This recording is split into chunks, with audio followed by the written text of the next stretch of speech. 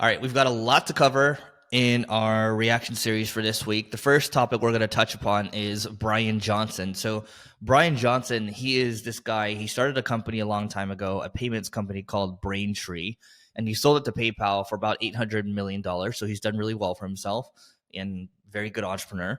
And now he has launched a supplement company. And what we wanted to talk about, I'm going to first share what this guy is all about now, and then we can talk about this model because we're seeing more and more people do it. So just to share some context here, those of you that are watching on YouTube, you can see this is the before and after. So Bryan's on the left side, and then this is a new Bryan Johnson. And you can see he's very new age on the right side over here. And if He's we a bit move, more go ahead. muscle definition. I can't really tell from the left side image, but he's all about longevity and just making his body healthier, his insides healthier, his live longer, etc.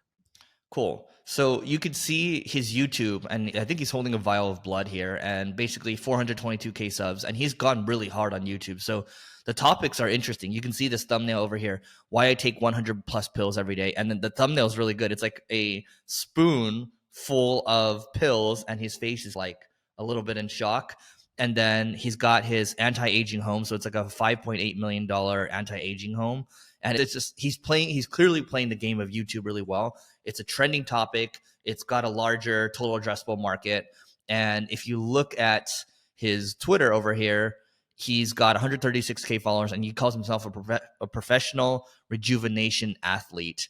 And so he's basically, look, and his tweets over here, health is forgotten until it's the only thing that matters. And then he put in, I think, my dream GF, maybe my dream GF is, that's not a girlfriend. Yeah, my dream girlfriend, I'm Yeah. guessing. Pace of aging is less than 0.70, body inflammation less than an average 10-year-old, perfect liver markers, blah, blah, blah. So this guy's all in on this stuff, right? And so it makes a lot of sense for him to launch a supplement company. Now, Neil, do you want to talk about how he's changed things up? Because he started as an entrepreneur and now he's reversing it. Yeah, so most entrepreneurs create a product and then they focus on marketing. What he's doing right now is the opposite. And Eric and I have talked about this in the past.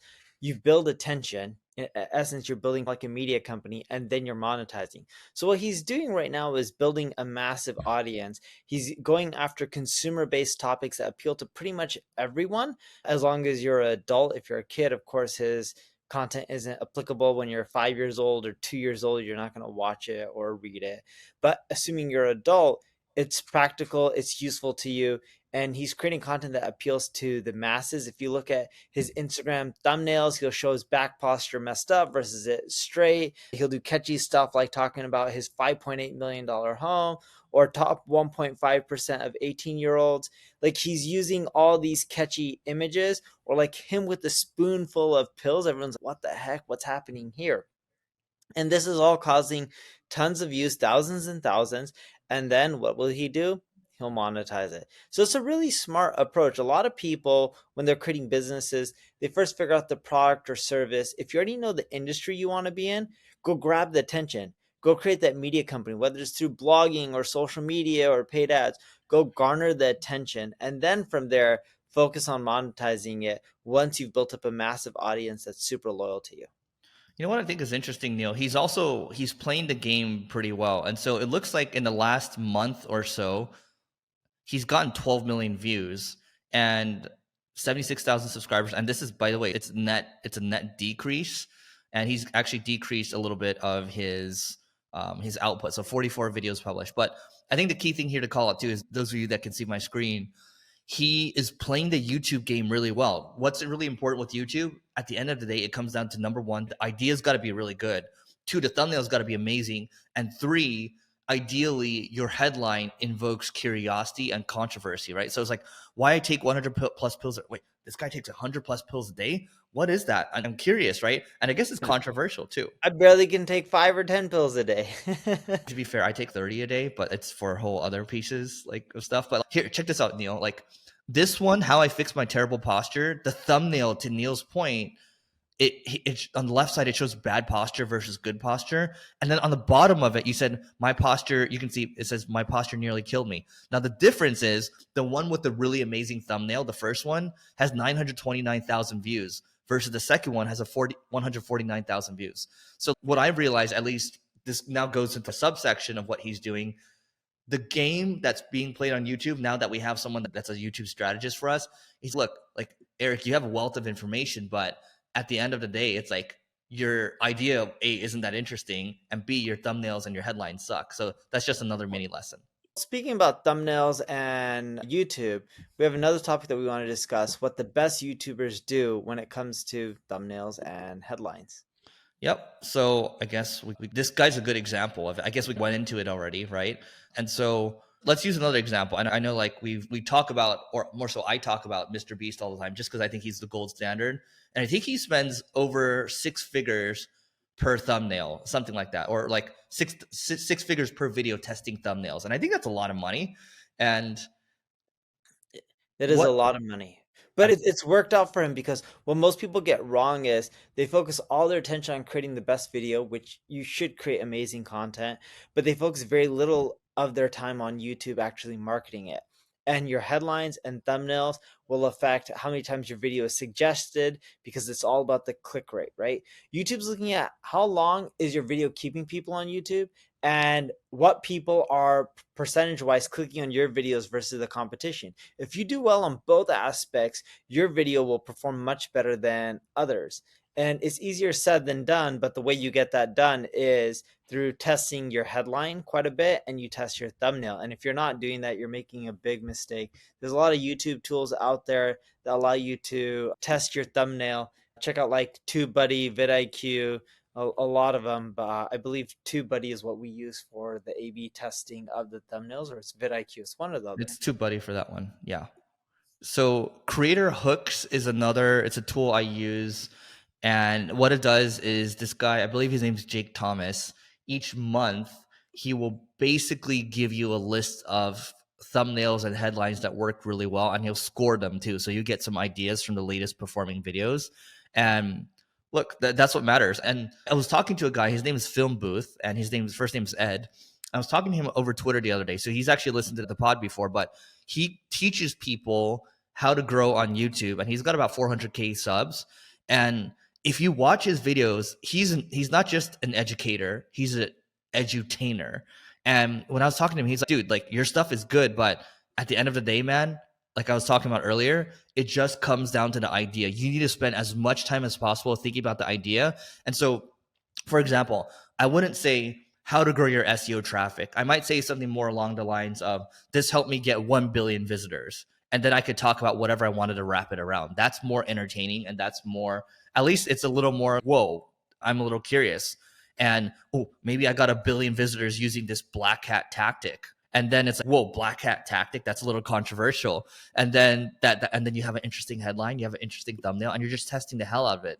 And so for us, when I talk to these guys, yeah, if their thumbnails isn't like a top 1 or 3 video out of the last 10 videos in the first hour or so, they're quickly adjusting the thumbnail, and they're quickly adjusting the headline. Neil and I, we don't, unfortunately, at least I'll speak for myself, we have our resources spread in different areas right now, and it isn't like YouTube's our number 1 game, but we're trying to play the game better so we can teach you better.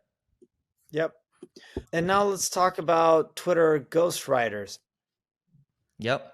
So this is a topic we were talking about maybe earlier last week, the last 7 days or so. So I was just mentioning how we're testing out ghostwriters, and one of the co-founders of Morning Brew, he started a ghostwriting service for, I believe, Twitter. He's doing it for CEOs, and you're seeing a lot of these pop up. And so earlier I just alluded to YouTube. You got to know how to play the game. Brian's playing the game on YouTube, but there's also a game to be played on Twitter as well. And we're going to talk about the pros and cons of doing this. And I just want to show you some results from, we're testing this ghostwriter over here. So if you can see my screen over here, basically what I've done is this is a tweet that my ghostwriters put out maybe a week ago or so, less than a week ago. And so the headline is for these 2 women over here. They started a company called Flow Desk. The main thing I want to call out here is this tweet storm or tweet thread got about 2 million views on it. You can see it's got all the likes in the world, 5,500 likes, 6,000 bookmarks or so. And that's great and all. And it's a story. You guys keep scrolling. It's, okay, here's what they did since then. Here's how much revenue they did. Oh my God, right? Scroll all the way back up. The hook is really catchy. I'll read it for you guys if you guys can't see. 20 million a year and 100% bootstrap. In 2019, they were called idiots as they were building a product that has already existed. In 2023, their business is better than most VC-backed startups. So it's a really catchy intro. And by the way, I'm just reading it. I'm not calling them idiots, nor is Eric, but we're just reading the intro, and the intro is super catchy. And by the way, good for them for bootstrapping, getting to $20 million a year. Very few businesses get to $20 million a year, whether they're bootstrap or venture funded. Yep. And look, and the second part too, look, when you hook someone, you got to keep them hooked, right? And so the first tweet actually right after, or the second tweet, I should say, matters a lot. So it's like Martha Bitar and Rebecca Shostak founded Flowdesk in August 2019. Since then, Flowdesk has hit 20 million in revenue, has achieved year-over-year growth of 391%, has only 21 employees, 75% of which are women. So this is all remarkable, right? And so my point of calling this out is not to say, oh, my ghostwriters or myself or anybody is a genius for doing this. I'm just saying, look, this is the game that if you sometimes you want to play to go viral, this is what you can do. Now, on the flip side, like here's the positive part, and we're going to talk about the negative part as well. Sure, it got 2 million views or so. It also got me maybe 200 email subscribers or so. So that's pretty good, right? From a business standpoint. Now, did this necessarily generate me any leads? No. And so the only reason I would continue to do this, if I were to continue to do this, would be to every week have a post that goes out like this, and then it would grow the following or so. And then I would continue to post what I'm posting that's more related to my business. And that's what the ghostwriters themselves said. They said, look, these posts themselves, they're more intended to capture a large audience, but they're not necessarily going to generate conversions. You have to continue to tweet more about what it is that you do. And so this is still very new for me right now. I will continue to report back on how it's going. But at least for right now, I can't say there's any immediate business benefit. Besides 200 emails, is pretty good. Yeah, and my big philosophy is just focus on creating like content that's super relevant to your ideal customer. You're not going to generate as many followers, views, likes, whatever you want to end up calling it, but I've just found that that creates the most revenue. There's no right or wrong strategy. That's just the route that I prefer, and I've tested quite a bit, but you can test out whatever you want. And again, if you end up generating a lot of followers, great. And then if you can end up monetizing by posting other related content, go for it. But what I found is when you post very relevant content for your industry, your followers tend to be more of your ideal customers, and it generates you more revenue in the long run. Neil, did you take your daughter to go see the new Barbie yet? I have not. She's a little too young. She's 4 years old. She's not going to sit through it. Okay, we're gonna. Okay, speaking of your daughter and also your son as well, have you seen this AI video, the pretty dystopian one where you see the kid's identity being stolen and all that? No. Okay, I'm gonna share my screen, and then I'm gonna also gonna have the audio on as well, so those of you can see it or can listen to it rather. All right, Neil, you can see this, yes?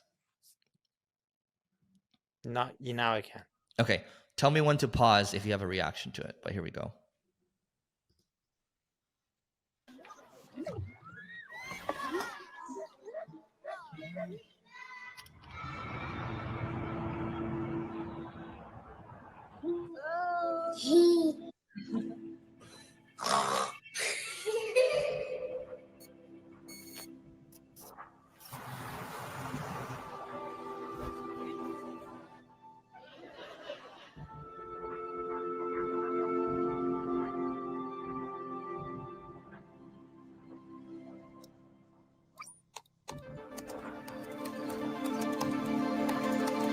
Dude, that's crazy. Wow. Mom. Hey, Mom. Hey, Dad. It's me, Ella. A digital version of me. Just a bit older. Amazing what technology can do these days, isn't it? All you need are... Dude, that's Well, crazy. so here I'm gonna pause for a second before we move to the next one. So do you want to repeat what you just saw? Yeah, so what I saw is there's all these social media clips of this kid, and then they took it, put it in AI, and they made it older. Parents were in a movie theater, and the AI clip pretty much was saying, "Hey, mom and dad, here's an older version of me, AI," and then starts talking. Okay, now this is where you're gonna freak out as a parent. couple of pictures, like the ones you share on social media, where they can be taken and used by everybody. I know for you these pictures are just memories, but for others, they are data. And for me, maybe the beginning of a horrible future. A future where my identity can be stolen just like that. Where I can go to prison for things that I would never do. Imagine my credit score being destroyed, Dad. Or my voice copied to scam you, Mom. Mom, I'm in trouble. I need you to send me money, please. I don't want to become a meme, humiliated by everyone at school. Kill yourself, you fucking loser. It is creepy.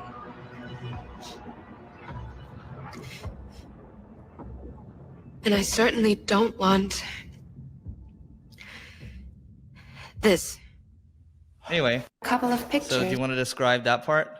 Yeah, so the older version, the AI created version of their daughter is pretty much breaking down. All you have to do is just take a couple of pictures and people can steal my identity, send me to jail for something I never ended up doing, take my voice and ask you for money or ruin my credit score. And she's just telling the parents, yeah, just a few pictures. You may want to capture those memories and put them online, but people can use just a few pictures, literally just a handful, and use it to do really damaging, bad stuff, which gets scary being a father. Funny enough, I don't really post too many pictures and stuff of my children online. Not because of that, but it'll probably make me a little bit more paranoid about posting stuff online. I think the key takeaway here is just you have to protect your data. And there's just, look, the deep fakes, the older, like the world is going to get pretty crazy, and whatever you can protect, go ahead and do it. I don't know if I told you this yesterday. Like someone stole my temporary license plate from my car yesterday. They just ripped it off. Yeah, there's just weird people, weird stuff going on in the world right now.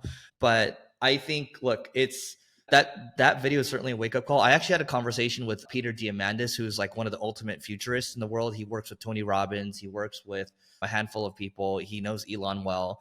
I was talking to him about AI, and he's very optimistic about it. He just, look, we just need to get it right in the next decade. Obviously, that's easier said than done. If we get it right in the next decade, we'll be fine. If we can't, things are going to be, we're going to be in big trouble. And this is a guy that's super optimistic. He thinks humans can extend their lives to maybe 200, 300 years old. We're going to share that interview on this podcast eventually, because we talk about marketing, we talk about business, but we talk about where the world's going. So that's that. But this is a dovetail into that eventually, which is interesting too. Talking about AI for a second. Neil, did you read that Sergey Brin is back, one of the co-founders of Google? I did. I already saw he's back and he's focusing more on AI. So time will tell what will end up happening there. But his goal is to make sure they beat ChatGPT, and he's spending a lot of time in the trenches at Google right now. Here's the key thing. And I think you and I have talked about this on the phone, but I have a friend we did talk about this on the podcast, but again, I had a friend that was collecting his like $2 million a year paycheck. He moved somewhere else. He had a kid. He bought a new home and was just playing Call of Duty for the last 2-3 years. And now he's back. He's fired his CEO that he hired during that time. He fired the president. He's like, I'm back. And we had another mutual friend. They fired a couple hundred people. He's very back in the trenches. He's working 7 days a week. We have another friend who's been out of his business for a while, and he's fully back in it. And it's just all over the place. We're seeing people have to step back in, clean things up. We're seeing a lot more discipline, and it is a trend, right? And Sergey is reinforcing it. We're seeing a lot more discipline, whether it's Elon cutting 80% of Twitter staff, or Mark Zuckerberg having to cut staff, Toby from Shopify having to cut. And we're not saying that's a really cool thing to do to cut people, but I'm just saying we all got a little too bloated. We all got a little too lazy in the last couple of years, including the founders. And I'm glad that things are changing and changing. Minus Apple. Apple's done a really good job of not overhiring, so they didn't have to lay off, at least from what I read. Apple's like in its own class. They're still the most valuable company in the world, right? Yeah. Any thoughts on that? No, it's a lot of times if you're really good at one thing, get back into it and focus on it and get back to your roots. If that's what caused you guys to grow, there's no reason why in most cases it won't keep causing you to grow, assuming your market's big enough. You're fully in it too, right? Yeah, but I never stepped out like a lot of these people. Yeah. Yeah. I think it was the I'm cool also thing. not as rich as like a Sergey Brin, so Yeah, look, like last couple of years, I thought the cool thing, and I'm not immune to this, like I did this as well. The cool thing was to like try to hire someone and step out of the thing and go work on other stuff and go work on other unprofitable projects that were moonshots, because the incentive was to have growth at all costs. But now the incentive is to have profit at all costs, right? And to Yep. be very efficient with what you're doing. So the macroeconomic environment changes, and so you should adapt as well if you haven't already. No, totally. All right, you pick the next one. Let's talk about Barbie. We've been talking about social media a lot. Let's talk about Barbie for a little bit. If you guys haven't seen the movie, it's out now, and they've been doing some interesting stuff when it comes to marketing.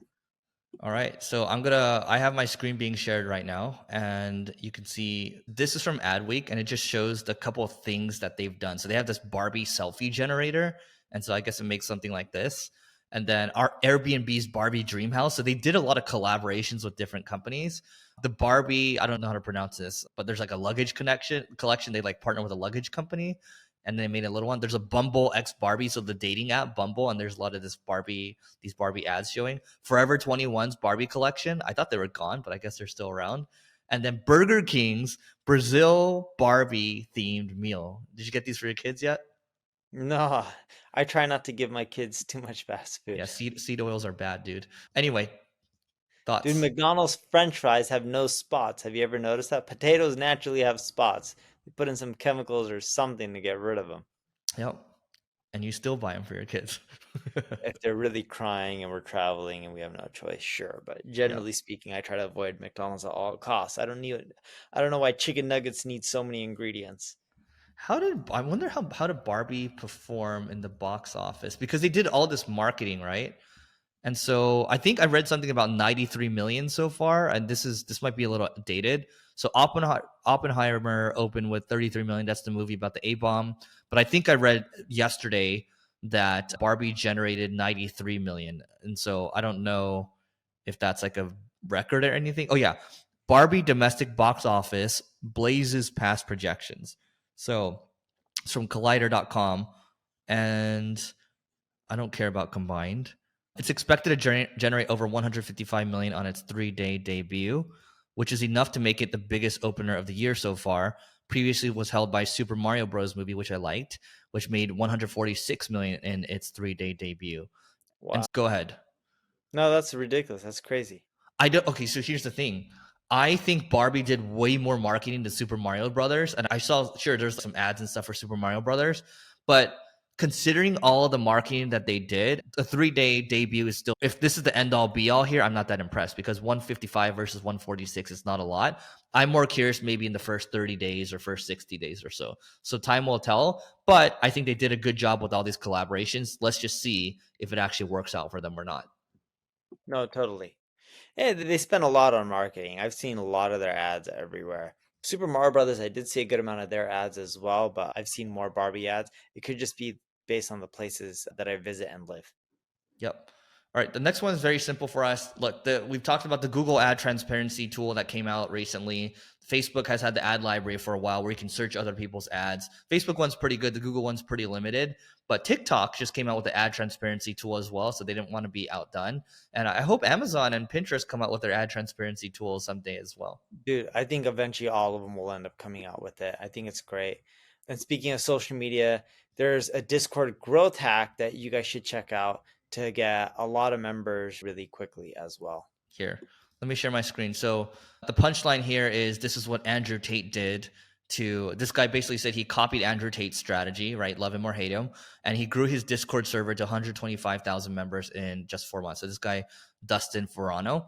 And it takes 2 minutes to learn how to do it. So you can see that his community has 126,000 members, and talk about drop shipping. I think that's what he talks about. So basically what he says here is he says, I had just launched a new Discord and noticed that Andrew Tate was going viral on TikTok with thousands of accounts posting him. Diving deeper, I realized that the traffic pushed people to his Discord. Hustlers Universities were just affiliates. Knowing this, I went to TikTok and searched Internet Money Discord and put a post in a few servers saying, hiring TikTok for TikTok posting will pay $10 per week. Oh my God. He will pay $10 per week. Okay. My inbox was flooded with 13 to 15-year-olds wanting a job. I hired 10 kids to post 4 TikToks per day, so $100 for 280 posts per week. The first day we did 50K views. By the end of the week, we had done around 400K. The only problem was nobody was joining Discord. So it's good storytelling from this guy. So everyone was posting videos with lifestyle clips, flashy cars, watches, etc. The missing piece that was that nothing told people that we had a Discord server. So using my Miami apartment view, I made a clip that both flexed my lifestyle and showed the Discord. I told every affiliate to compile random lifestyle clips, but to include this one clip in every single video. So I'm going to pause for a second and we're going to rewind to talk about what's happening here. One, he's noticed that for Andrew to grow his channel, he had a lot of affiliates posting, and a lot of them were just reposting core moments, catchy parts from like stuff he was talking about. But he noticed he wasn't getting conversions. And well, for the people that he wants to get, these are probably people that are younger. They're into flashy stuff like nice apartments, nice cars, and all that.